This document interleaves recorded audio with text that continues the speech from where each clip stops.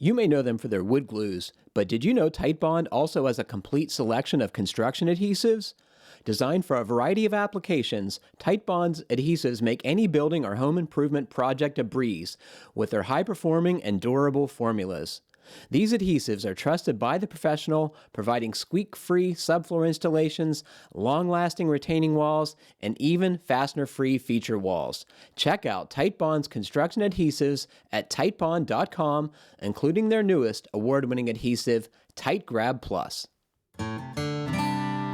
This comes from Jim. Hello, FHB Podcast team. We're building a home in Climate Zone 6A. Every builder we speak with wants to use spray foam everywhere. Walls, attic, they put it on their breakfast cereal. Sounds delicious, by the way.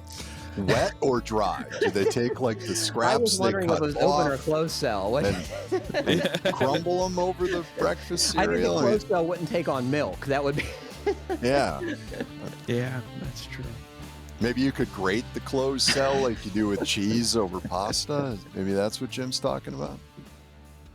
His first question, closed cell spray foam under the roof deck. The roof is designed to be vented, unconditioned space. It has energy heel trusses sheathed with tape zip. Underlayment and shingles. The primary air barrier is the ceiling uses a smart vapor retarder. We've designed chases inside the conditioned space for the duct runs. So why does the contractor want to use closed cell spray foam under the roof deck? If the space is not conditioned, what purpose does it serve? I thought we would run baffles beyond the height of the cellulose on the ceiling and be done with it. Question 2, walls will be LP SmartSide, rainscreen, zip R9, 2x6 framing, a smart vapor retarder, and then drywall. They want to flash and fill with 1 to 2 inches of closed cell. They like the air sealing qualities of the spray foam and how it makes the walls more rigid, they say. They will have foam against foam with the zip R sheathing, though. Your thoughts? Okay, there's a lot to unpack here, so I'm going to try and distill this into simple questions. Ian, can you first give me a couple examples where spray foam insulation makes sense? And what are its downsides? Why wouldn't you choose spray foam too? Well, Jim's contractor has a really good point about spray foam being used under the roof deck. If you're going to create a hot roof in a enclosed space like an attic, that's a great application for it. Using it to insulate your box sills in your basement or between your floors is another great spot for it.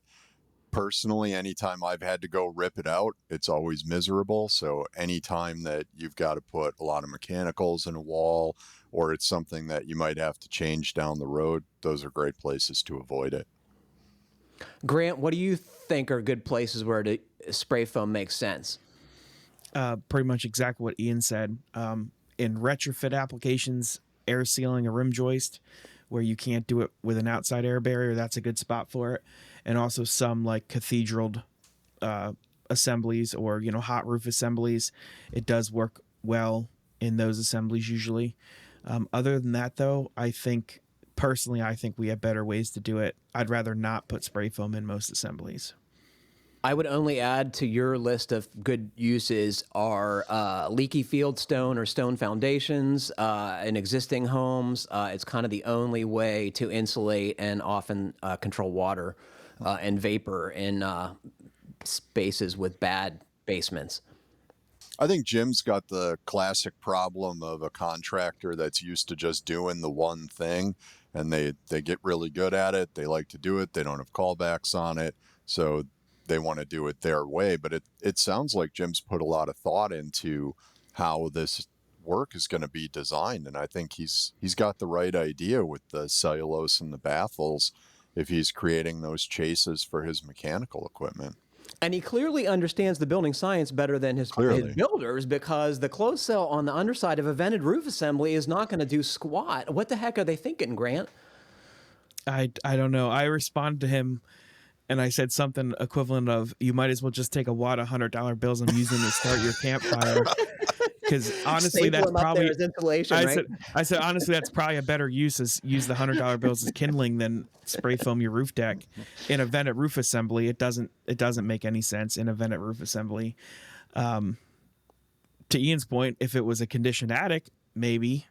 but not, and it's like he already has the groundwork. He has energy healed trusses, which is like the first major hurdle most builders run into. But after that, it's like it's cakewalk to do a vented on conditioned attic space. With loose and he's fill, set up yeah. to do it the best way we know how to do it. Energy healed truss, put a baffle in. Code says 1 inch. It should probably be more like 2 inches or 1.5 inches.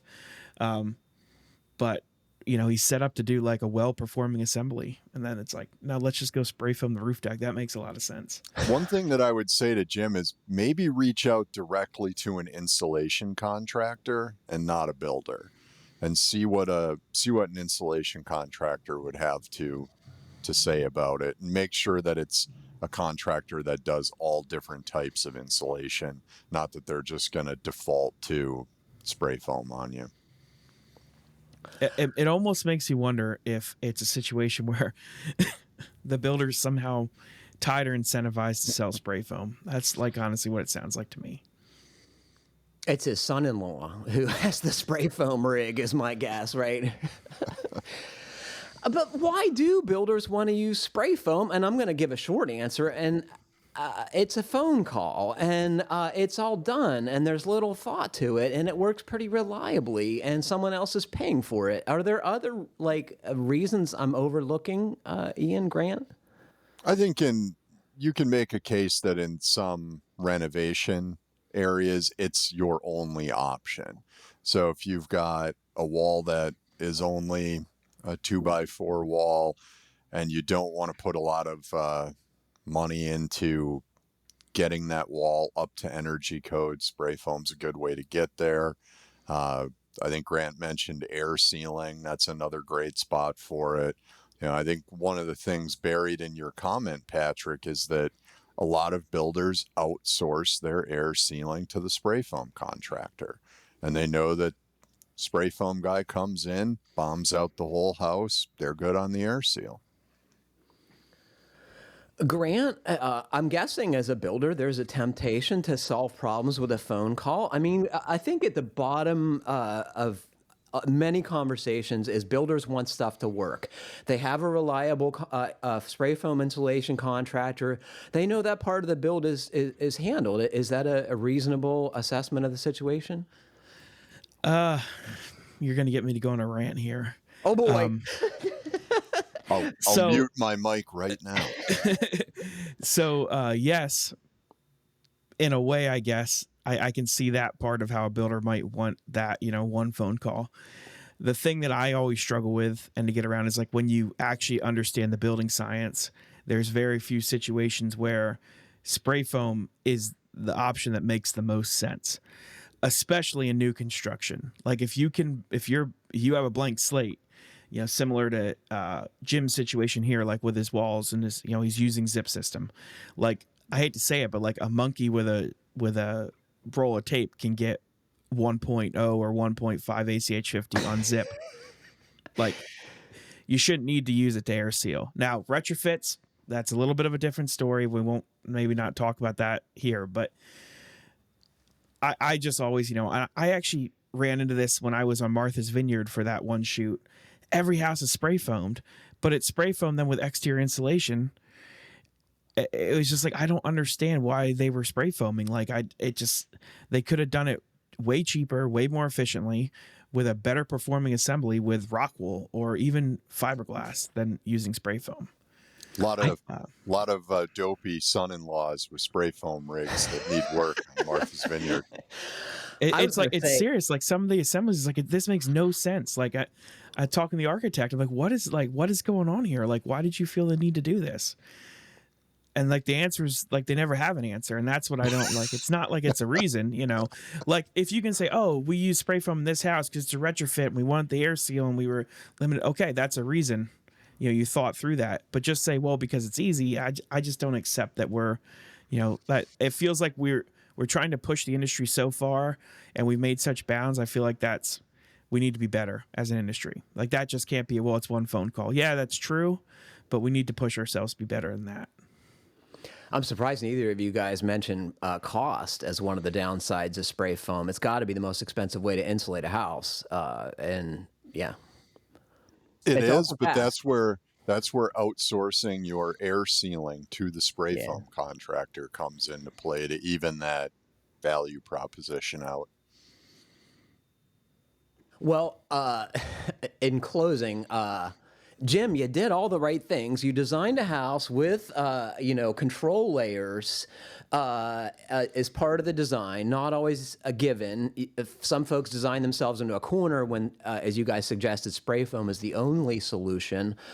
Jim didn't do that. Stick to your guns. Find the right set of contractors or GC who's going to build what you've thoughtfully put together, which is... It's frustrating that you do the right things and then someone wants to undo it.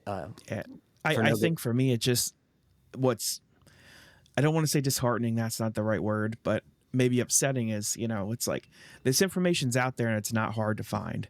Like, go to GBA, even just Google it, and you'll find, very good things. There's podcasts, not just our podcast. There's on Build It. There's, Build Show. There's all kinds of people out there talking about the control layers. Like, I feel like we should be past this as builders. Like, we should understand there's 4 control layers. Let's figure out where and let's not make vapor sandwiches with spray foam. But yet it still happens every day. Spray foam sandwiches, spray foam cereal. These are things to chew on.